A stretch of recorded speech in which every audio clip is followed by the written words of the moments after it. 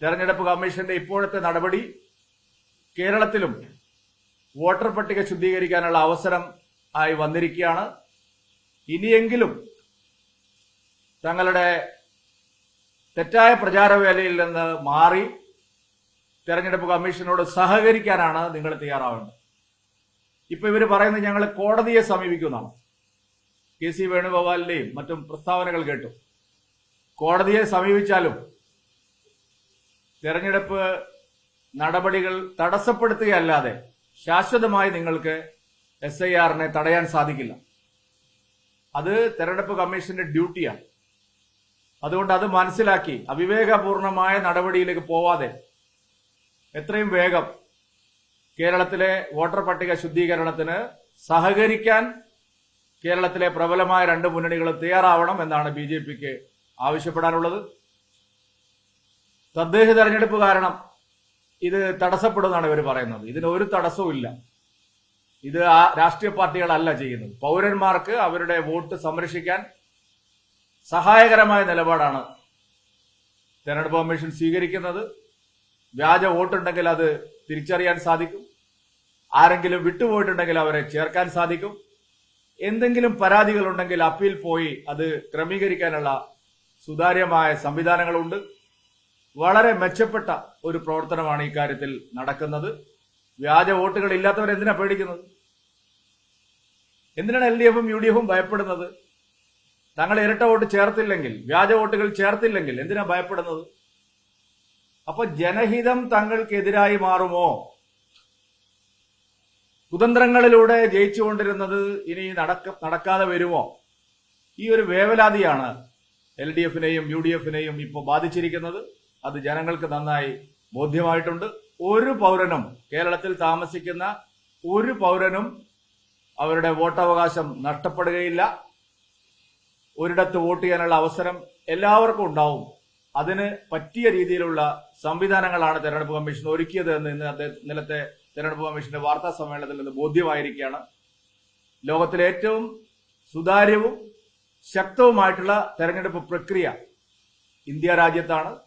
കേരളം മികച്ച മാതൃകയാണ്. അവിടെ ഇത്തരം മുടന്തൻ ന്യായങ്ങൾ പറഞ്ഞ് തെരഞ്ഞെടുപ്പ് പ്രവർത്തനങ്ങളെ അട്ടിമറിക്കരുത് എന്നുകൂടി പറയാൻ ഞാൻ ആഗ്രഹിക്കുന്നു.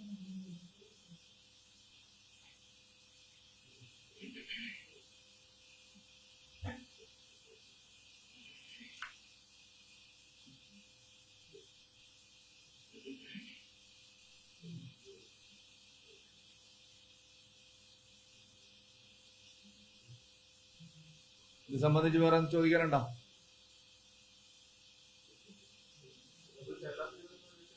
അല്ല, ഇതിനെ പറ്റിയിട്ട് നിങ്ങൾക്ക് കൂടുതൽ ചോദിക്കാനുണ്ടെങ്കിൽ ആദ്യം അത് ചോദിച്ചു. ഞാൻ എന്റെ വാർത്താ സമ്മേളനം അതിനു വേണ്ടി.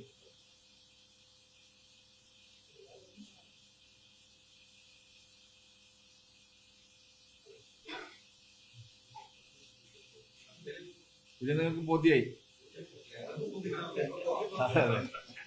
അല്ല, ബോധ്യമാവാത്തപ്പോഴല്ലേ നിങ്ങൾ സംശയങ്ങൾ ചോദിക്കുന്നത്. അപ്പോൾ ബോധ്യായി മനസ്സിലായി. ശരി, ഓക്കെ.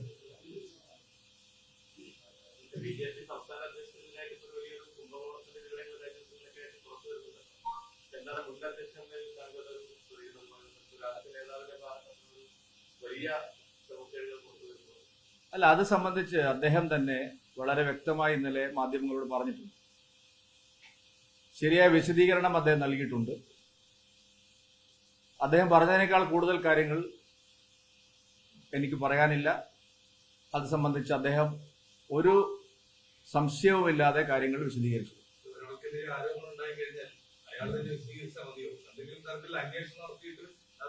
അല്ല, ഞാൻ പറയട്ടെ, ഇതിപ്പോ ഏത് BJP പ്രസിഡന്റ് വന്നാലും നിങ്ങളെ പണി ഇത് തന്നെയാണ്. അന്വേഷണം നടത്തുന്നത് ഞങ്ങളാണോ? അന്വേഷണം നടത്തേണ്ടത് ആരാണ്? ഞങ്ങളാണോ? അന്വേഷണം നടത്തേണ്ടത് ഇത് ആരോപണം ഉന്നയിക്കുന്നവരല്ലേ നിയമ നടപടി സ്വീകരിക്കേണ്ടത്. അതുകൊണ്ട് എന്തെങ്കിലും ഒരു ആരോപണം ഉന്നയിക്കുമ്പോഴേക്ക് നാട്ടിലെല്ലാവരും ഇളകിയിട്ടത് അടിസ്ഥാനപരമായിട്ടുള്ള എന്തെങ്കിലും ആരോപണം ഉണ്ടെങ്കിൽ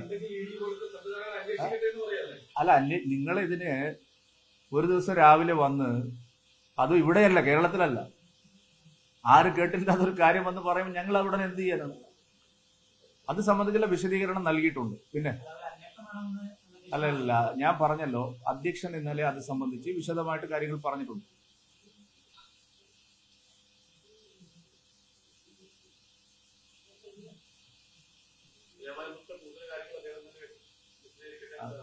കുട്ടൻജി, ഞാൻ പറഞ്ഞല്ലോ ഇന്നലെ ഞാൻ ആ വാല ഒഴിവാക്കി, ഇന്നലെ നിങ്ങൾക്ക് പരാതിയുള്ളത്. അതായത് ധാരാളം വിഷയങ്ങൾ ഇപ്പൊ കേരളത്തിലുണ്ട്. ഇന്നിപ്പോ ശബരിമലയിൽ നിന്ന് വന്നിരിക്കുന്ന വാർത്ത എന്താണ്? വിജയ് മല്യ കൊടുത്ത സ്വർണത്തിനെ സംബന്ധിച്ചുള്ള ഒരു കണക്കും അവിടെ ഇല്ല. ഗുരുതരമായ പ്രശ്നമാണ്. ഇപ്പൊ ഏതോ സ്വർണം കണ്ടെടുത്തു എന്ന് പറയുന്നു. അതിൽ തന്നെ സംശയമുണ്ട് ആൾക്കാർക്ക്, ഇത് എവിടുന്ന് കിട്ടിയ സ്വർണമാണെന്ന്.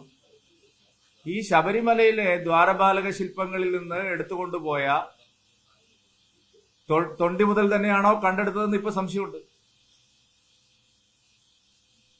മാത്രമല്ല, എത്ര സ്വർണം ഉണ്ടായിരുന്നു എന്നുള്ളതിന്റെ രേഖകൾ കാണാനില്ല. വളരെ ഗൗരവമേറിയ പ്രശ്നങ്ങൾ ശബരിമലയിൽ അഴിമതിയുമായി ബന്ധപ്പെട്ട് നടക്കുകയാണ്. അപ്പൊ അതിൽ നിന്ന് നിങ്ങൾ ശ്രദ്ധ തിരിക്കല്ലേ, ചെറിയ അന്വേഷണം നടക്കട്ടെ.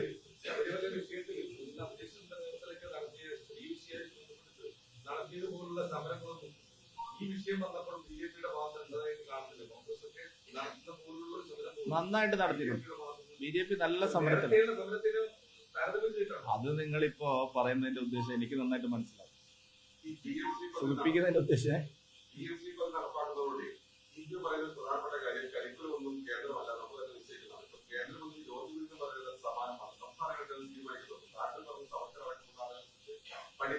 അത് സംബന്ധിച്ച് ഇന്നലെ ഒരു ചാനലിൽ വിശദമായിട്ട് ഞാൻ സംസാരിച്ച് അതിന്റെ മറുപടി കൃത്യമായിട്ട് ഞാൻ പറഞ്ഞിട്ടുണ്ട്. കരിക്കുലം തയ്യാറാക്കുന്നത് SCRT തന്നെയാണ്. ശരിയായ വസ്തുതകൾ വിദ്യാർത്ഥികളിൽ എത്തിക്കാനാണ് SCRTക്ക് NCRT നിർദ്ദേശം നൽകിയിരിക്കുന്നു. കാര്യം മനസ്സിലായല്ലോ. കള്ളത്തറ ഇനി പ്രചരിപ്പിക്കാൻ പറ്റില്ല. അത്രയും ഞാൻ പറഞ്ഞ നമുക്ക്.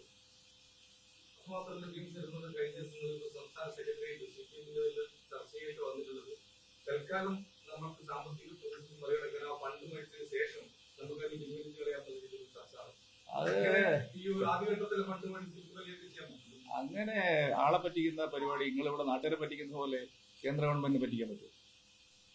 അതെങ്ങനെയാണ്? കരാറിലൊപ്പിട്ട തന്നെയാണ്. അടവ് നയെന്ന് പറഞ്ഞ കേന്ദ്രത്തിന്റെ അടുത്തേക്ക് പോകാൻ പറ്റുമോ?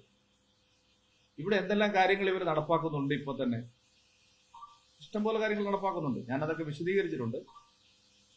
അതായത് CPM ഇപ്പോൾ ഒരു വലിയ ഊരാക്കുടുക്കപ്പെട്ടിരിക്കുക, ഇടതുമുന്നണി ആകെ. അതിനുള്ള കാരണം അവര് നടത്തിയ തെറ്റായ പ്രചരണങ്ങൾ തന്നെയാണ്. അവര് കാടടച്ച് വെടിവെച്ചു. NEP വന്നപ്പോ കാടടച്ച് വെടിവെച്ചു, കള്ളപ്രചരണം നടത്തി. ആ പ്രചരണം മത്സരബുദ്ധിയോടെ CPIയും CPM എടുത്തു. ഇപ്പൊ അവർക്ക് അതിൽ നിന്ന് പുറകോട്ട് പോകാൻ പറ്റാത്ത സ്ഥിതി വന്നു CPIക്ക്. അതാണ് ഉണ്ടായിരിക്കുന്നത്. MOU അണ്ടർസ്റ്റാൻഡിങ് കേന്ദ്രത്തിന് പിന്മാറാൻ സാധിക്കും, സംസ്ഥാനങ്ങൾക്ക് അങ്ങനെ പിന്മാറാൻ സാധിക്കില്ലെന്ന് ഞാൻ മനസ്സിലാക്കും. പിന്മാറുകയാണെങ്കിൽ അത് പറയണല്ലോ, വൈകിപ്പിക്കാം, നീട്ടിവെക്കാം. അതൊന്നും നടക്കുന്ന കാര്യമാണ്.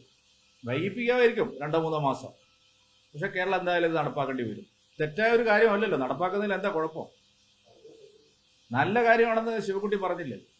എനിക്കൊരു കുഴപ്പവും തോന്നിയില്ലെന്ന് അദ്ദേഹം പറഞ്ഞില്ലേ? അല്ല, അതിനെന്താണ് മറുപടി പറയേണ്ടത് ഞാൻ പറയുന്നില്ല.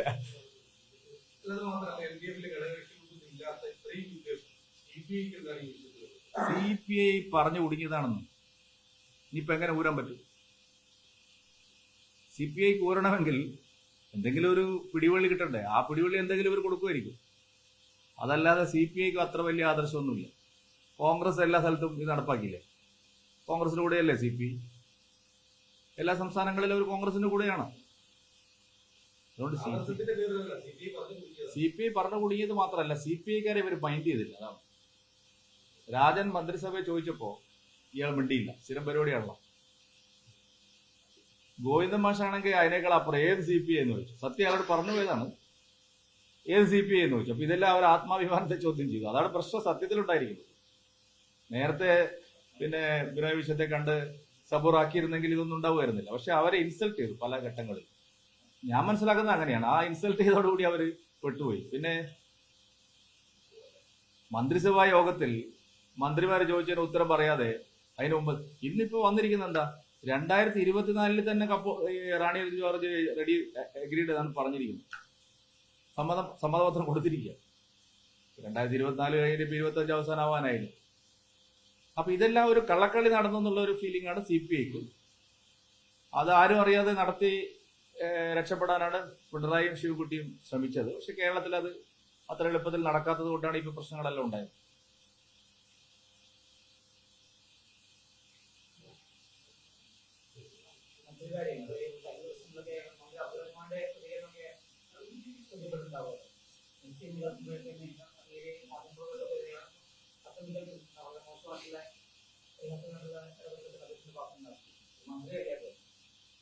അതൊക്കെ ഞാൻ പറഞ്ഞല്ലോ, ഇത് എല്ലാ കാര്യവും ഒരേ ദിവസം തന്നെ. ഇന്ന് ഞാൻ ഒരു വിഷയം പറയാനാണ് വന്നത്. ഇന്ന് ഭൂമിക്ക് താഴെ എല്ലാം ഇന്ന് ചോദിക്കട്ടെ, ഞാൻ ഇവിടെ തന്നെ ഉണ്ടാവും.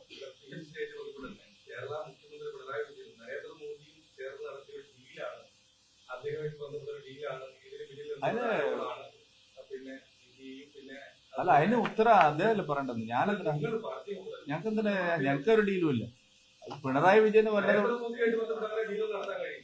എന്ത് ഡീലാണെന്ന് ഞാൻ ചോദിക്കട്ടെ. കോൺഗ്രസ് ഭരിക്കുന്ന എല്ലാ സംസ്ഥാനങ്ങളും ഒപ്പിട്ടത് ഡീലിന്റെ അടിസ്ഥാനത്തിലാണോ?